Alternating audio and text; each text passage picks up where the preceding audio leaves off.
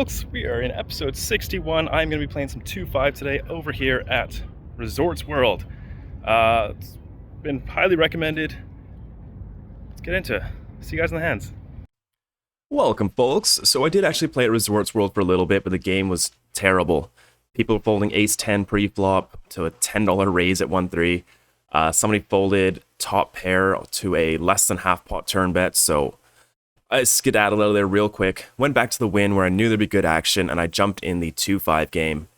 I played 2 sessions there, and one of them was very good. Let's get into the hands. In this first hand, we are picking up 10-9 of hearts in the big blind. Looking down under the gun raise, hijack is called, cutoff is called, and now small blind is squeezed to 75. It's a little small, so I decided to attack this, and I 4-bet the 10-9 of hearts up to 210. Pulls back around to the small blind, who does make the call, and we are off to a flop in a very bloated pot, which comes down 6-6-5. We got some really nice backdoors, and our removal is quite good here, like blocking pocket 10s and 9s, which is going to make up a good part of his continue range here. So I do really like this hand as a bluff, so I fire off for 150, and it gets the job done. So picking up a nice little pot here to start the session. Not too long later, I pick up pocket 7s under the gun +2, and I raise things up to 15. Folds around to the hijack, who now makes it 50, and when it folds back to me, I'm definitely going to call here. So we are heads up to a flop of king 8-5, 2 hearts, 1 diamond. We got some backdoors here. I check it over, my opponent fires out for 35. Definitely continue even out of position, so I've tossed in the call. We're off to the turn, which is the 8 of clubs. The card's definitely better for me than for him. When I check it over and he now bets $100, I decide it's time now to turn my hand into a bluff. I'm going to have a lot more 8x here than he is, so I go ahead and re-raise it up to 325. My opponent doesn't think for long and folds. Nice to have pocket 7s here, as we do block 6-7 suited, as well as 8-7 suited very heavily that can continue, so I like this play. There's a lot of pre-flop aggression in these hands, and this one is no different. Cutoff is raised to 20, I'm in the button with king-jack off. Definitely worthy of an ISO, so I raise it up to 65. And now small blind comes in for the cold 4-bet to 160. Folds back to me, and I just got caught 3-betting someone with ace-queen the very last hand, and then I faced a very large 4-bet and had to fold. And I've been very aggressive pre-flop, so I think small blind could be taking advantage of that and 4-betting me a little bit on the light side here. Plus the price is good, and we're in position, so I toss in the call, and we go to a flop of 8-5-3, 2 hearts, 1 diamond. I'm going to backdoor flush draw on some overs. My opponent now bets out for 85.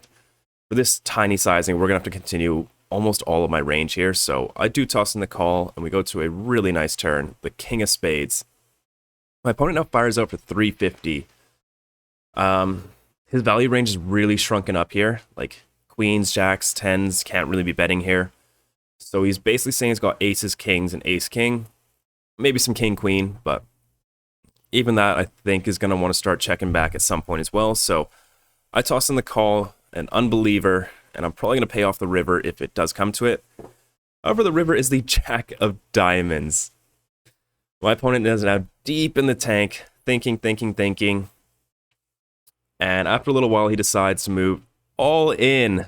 I call, and we were up against pocket aces for probably the luckiest hand I have ever played. That is a huge $3,000 pot that I backdoored 2-pair in a 4-bet pot with. Not my proudest moment.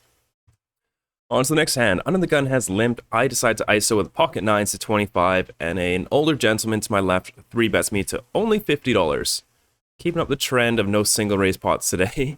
Now the limper makes a call, and I am never 4-betting this opponent. Even though size is small, I'm never 4-betting him without aces, so I toss in the call, looking for a 9 on the flop. What do you know? King 9-4. A little bit worried about kings, but he's got set over set, whatever. I check it over to him, and now he fires out just a plop bet.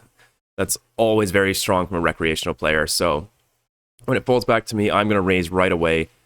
I don't want any scare cards to come on the turn, and he's never folding. So I re-raise things up to 150. My opponent now 3-bets to 350. I 4-bet shove all in. He calls. We're off to the turn, which is the 3 of clubs. River, king of clubs. Makes me feel really good about my hand. I show, and my opponent shows pocket aces. Another pot coming our way. Look at that. Pocket aces running hot today. I raise things up to 15, get 2 callers. and then the button decides to squeeze it up. Button now makes it $90 to go, and it's back on me. We are playing about 1,300 effective, so definitely going to go for the 4 bets. I size up to around 270, 3x pots, a little bit less than 25% of his stack. I kind of wanted to go 300, but I think a little smaller is okay. Folds back to the button, who folds. Unfortunate. The Under the Gun straddle is live. We're looking down at 2 limpers, and I pick up pocket kings now. Raise things up to $50, and we do get a caller from the low jack. So heads up to a flop of 10-6-3, 2 clubs, 1 spade. My opponent checks it over, and I fire out a bet of 45. My opponent makes a call. Off to the turn, which is the 9 of hearts. He checks it over to me, and against most players, I would be checking this turn back at a very high frequency, but not this fella. I fired a bet of 150, trying to get stacks in by the river. Fortunately, my opponent does make the fold. And look at that. Aces, kings, aces. What a day. Folds around to me on the button, and I raise things up to $20. Even better news, small blind now 3 bets to 105. Even better news, the big blind overcalls the 105, and now it's back on me. And I debated between going all in here or just 4 betting. I don't know which one to do. Big blind's pretty strong. He's never folding, so it's kind of like iffy to get all of it in with small blind here. I don't know, but in the moment, I decided to go for the 4 bet to 365. Small blind's deep in the tank. Ended up making a really good fold with ace king here. Props to my opponent. Big blind makes the call. This is the player that had aces versus our pocket 9s. And we're off to the flop, which is the 5-3 deuce. Opponent checks in the dark. I bet out in the dark for all in. My opponent calls. Off to the turn. Turn the straight. River is the 7 of clubs. I show, and my opponent, unfortunately, when he had the aces, he lost, and when I had the aces, I won. Sometimes how it goes. On to the next hand. Low jack to my right has raised up to $10. I 3-bet the king jack off to 35. I'm just trying to ISO him, and we go heads up to a flop of 10-8-7 rainbow. Checks it to me. Pretty bad board. We do have some overs and some gut shots, but I'm just going to check this one back and see what happens in the turn. Turn is the 9 of diamonds. What a day. He checks it over to me. I fired a bet of 50. My opponent calls. I'm pretty sure he has a straight here, either a jack or a 6. Probably a jack. He's a very passive player, and I've seen him just check back some absurdly strong hands or go for like a $35 bet with a boat on like a $400 pot. Just really weird stuff, but I think we're chopping here. So river comes down, the jack, not the queen. You guys thought of me the queen the way I was running, but it's just a jack. I kind of like this card because now I can bluff. He checks it over. I fire up for 200, and my opponent snap folds and shows the jack. So pretty good run out. It is a new day, a new session. We are once again back at the Wynn. The Under the Gun player has limped. Under the Gun +2 has raised up to 15. I've got ace-5 suited in the hijack, and I decide to re-raise it up to $50. Both players make the call, so we are 3 ways to a flop, which is okay. It's ace-9-6 rainbow. Checks it to me, and this is not a range bet flop, especially not multi-way. If the 2 middle cards are within like 9 and 6, you actually do quite a bit of checking here. Ace-5 is definitely going to make it into that check back range. I'd probably bet only ace-queen plus here, so I check it back. We're off to the turn, which is the jack of clubs. Board's getting a little bit more connected now. Under the gun checks. The next player now fires out for 75. I think folding's okay here. But it's a little tight, so I toss in the call, and so does the limper. Off to the river, which is the 7 of clubs. Before I can even think about, do I want to bluff this hand? Under the gun grabs the stacks, and $230 to go.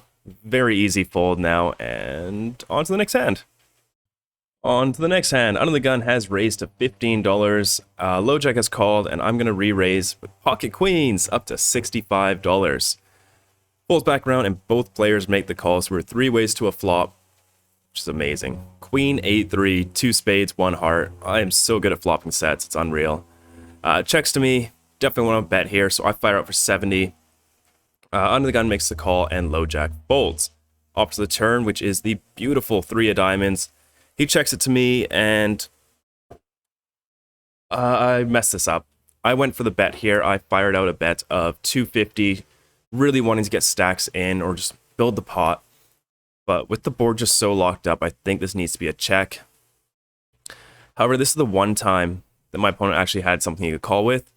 My opponent makes a really tight fold with top pair. He said he had a queen and makes the fold, which is insane that it didn't work out, but oh well. I guess all my bluffs are getting through then. Okay, we are looking down at cutoff call at $5. I raise things up to 25, and now small blind snap raises to 100. Folds back to me, and with ace deuce of hearts this deep, it's probably about a 75% call, 25% 4-bet, so I randomized between that and landed on 4-bet. So I re-raised things up to 275. This is a little bit bigger than I'd like. I want to see some more in like 240, 260, but it's all right. Fortunately for me, this time my opponent just had the goods and 5 bets to $1,000. I fold. Okay, in this next hand, under the gun has limped. Next player is limped. Hijack has called, and I look down at pocket fours on the button and do something a little unorthodox, and I over limp this hand. The only reason for this is that under the gun is a dirty, dirty limp re-raiser, and not just a limp re-raiser. He just shoves his entire $600 stack in there. Not even like a reasonable amount, just $600 straight in there. So I limp. Unfortunately, Big Blind now raises it up to $50. And this time he doesn't even spring the trap. He just folds. Folds back to me. We're quite deep, so I toss in the call. So does the small blind. We are heads up to a flop of 9-4-3, 2 diamonds. So good at flopping sets. It's unreal. My opponent now checks it over to me. And for some reason, I thought the pot was $70. So I bet out for 50. I would rather see this be 100. I wanted to go as big as possible. Just put his ace highs in a really rough spot. But I ended up betting 50. But looks like it worked out because now my opponent check raises to 200. Back on me. This is another hand that I made a mistake with my set. And I got a little bit fancy here. This should just be a call, 100% at the time. But unfortunately, I did go for the all-in here, thinking that my opponent just can't fold an overpair. But he snap folds an overpair and proves me wrong, so... not playing well this second day. In this next hand, we pick up ace-9 of diamonds, facing a limp and a button raise of 20. I call, and so does the limper, so we are 3 ways to the flop, which comes down queen, 9-4, 2 hearts, 1 spade. I check it over, low jack checks, and button checks behind. So we're up to the turn, which is the 7 of spades. Board's getting really connected now. I decide not to fire out a bet here. Low jack is still uncapped, and the river is going to be very dynamic. And my 9 is probably going to shrivel up, so I check it over. Low jack fires up for 25, button gets out the way, and I call. Off to the river, which is the beautiful 9 of spades. I check it over, my opponent fires up for 40. And yeah, the flush to get there, but it's definitely time to go for some value. I raise it up to 135. Fortunately, my opponent finds an easy fold. We are not getting paid that one. Opening up the ace-queen offsuit under the gun +2 to $25. There is a straddle live. And now my opponent, a reg in the cutoff, 3 bets me to 75. Folds back to me with ace-queen off this deep. I'm never folding. So I randomized 25%, 4 bets, and landed on call. So, taking a flop. Comes down jack 7-6 rainbow. I check it over, and now my opponent fires out for 50. I just think I have too many hands to interact with this board.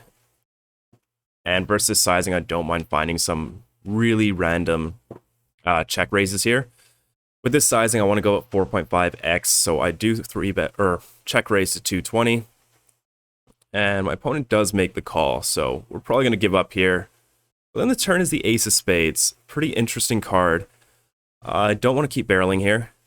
If I keep barreling and get it all in by the river, I'm never good. So I check it over. And my opponent fires out for 400. A little iffy, but my opponent could have ace-king. He could have aces, he could have jacks, he could have ace-jack. But there's not too many combos of those left. It's a very narrow range. So I'm going to call and probably call down on almost all brick rivers. So I call the 400. We're off the river, which is the 4 of spades. Not really a brick. The flush, backdoor flush does get there. I check it over. And I think I'm still going to have to call a bet here. But it doesn't come to that. My opponent does check it back. And I show, and the ace is good. Really got out of line there on the flop. I open up the 8-7 of spades to $15 under the gun, and both blinds make the call. So we are taking it 3 ways to the flop in position, which comes down Jack 6-4, 2 hearts, 1 diamond. Checks to me. I've only got a gut shot here, so I decide to check it back. Turns kind of nice. It's 10 of spades. We do pick up the double gut shot. Small blind now bets up for 20. Big blind folds. This board isn't changing enough for me to have a raise range here, so I just call. We're off to the river, which is the beautiful 9 of clubs. Make the second or third nuts, technically. My opponent now bets up for 45, around half pot. And I'm just going to have a lot of hands like 9-8, 6-7 here that are really going to want to bluff. So I'm going to want to size up a little bit because I think I've just got a bit too many bluffs here. So I do go ahead and raise it up to $200, a little over 4x. Fortunately, my opponent does find the fold this time. Okay, Under the Gun has raised it up to $20. I look down at ace 8 of hearts, and I got this session. Every time I looked at my randomizer, it was just always landing on call, which is frustrating. But I just call the ace 8 of hearts next to act. You could probably fold this, but we're really deep. Folds around to the big blind, who now makes it $100 to go. Under the Gun makes the call, and for this price, with suited ace, and this deep, I'm not going anywhere, so I toss in the call too, and we go 3 ways to a flop of 9-7-6, 2 spades, 1 club. Big blind's gonna have to check his entire range here. Like, there's nothing he can do with any hand here. So he checks it over. Under the Gun now fires out for 225. This is a very big bet. Like, very big. This is getting close to 75% on the flop 3 ways. This is, yeah, I can't raise this size. I don't think he's got 10-8 suited. I think he finds a fold with that pre-flop. But I'm going to toss in the call. Big blind folds, and we're off to turn, which is the Jack of Hearts. My opponent keeps barreling now for 450. It's really surprising. Like, he must have at least a set here. Or a flush draw. So I've only really got 6 clean outs here, and as much as I want to call, we just can't even bluff. If I make this call, I've got about a pot size bet behind. He could just shove and I don't even get to bluff. So it's either between jam, all in here, which I don't think is going to work against pocket 9s. So I decide to make the fold, unfortunately. Let's see if we can turn things around with the ace 3 of spades. I raise it up to $15. I get 3 callers. So we're 4 ways to a flop of Jack 7 deuce rainbow. About as dry as it gets. So when it checks to me, I've got a few backdoors here. I know it is 4 ways, but I think we can apply some very significant pressure and probably get more credit since it is very multi-way. So I fire up for 20. Only the small blind makes the call, so we are heads up to the turn, which is another deuce. Now just so many of my hands can go for easy value here. Right, pocket 2s are pretty much gone. I'm only worried about pocket 7s now. And that's like, I'm only worried about 4 combos. His Jack X is going to be in such a rough spot. So when he checks it to me, this is a spot where I can bet pretty big. I think I like an overbet here, but I decided on pot this time. So I bet $100, and my opponent makes the call. Off to the river, which is the king of spades. My opponent once again checks it. You know, I can have pocket jacks, pocket kings, even pocket queens are going for value here. Aces are still going for value. Ace king now. Like, I just have so much value here. So when he checks it over, I'm going to fire out one more time. This time, 150% overbets. I fire up for 450. Opponent thinks for maybe 30 seconds, and then tosses in the call. We are no good here, and now we are officially stuck. All right, this is the very final hand I'm playing before I go to my dinner reservation. I pick up king queen offsuit under the gun after the straddle, and I raise things up to $25. Hijack now makes a call, and so does a button, so we are 3 ways to a flop of king 6-4, 2 clubs, 1 spade. Really nice board, so I fire out for 25. Both my opponents make the call. Off to the turn, which is the king of hearts. And against these 2 opponents, I would never do this against, if there was a reg in the hand. But against these 2 opponents, I'm going to go for the overbet here and try to stack a weaker king. And both these opponents will call an overbet for flush draw. So I size up here really exploitatively to $200. Hijack now makes a call. And now button goes all in for about $960. Oh. That's so gross. Imagine firing out an overbet into two people and then getting shoved on. Oh, that is gross. I think button would raise pocket sixes and pocket fours at some frequency on the flop. Ace king, I think he would 3-bet some amount of time. Could have king six, king four suited. There's only one combo of each left though. I'm not worried about hijack. I'm definitely beating hijack, so I'm not worried about that. Looks like I'm gonna go to dinner with $0. I toss in the call. I reship all in. Hijack gets out the way. We're off to the river, which is the 6 of spades. Looks pretty good. I table my hand, and my opponent shows the king queen of diamonds. What an insane shove.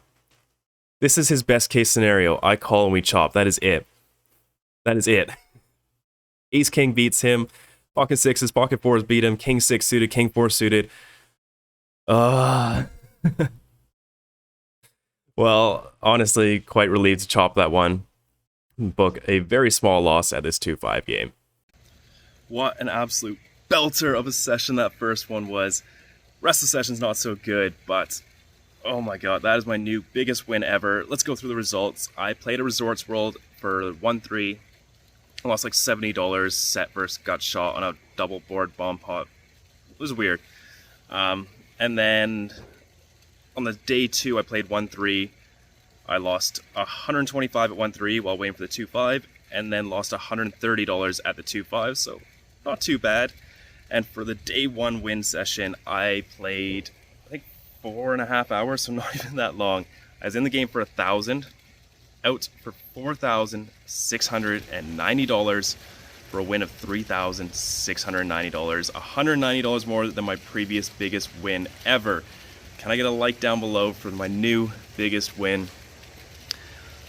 I am so excited to keep playing some more 2-5 over there. I'm going to be playing at the Bellagio and Aria probably next week or so. Depends on when I get approved to film, but I will see you guys all in the next videos. Thank you once again so much for watching. Goodbye.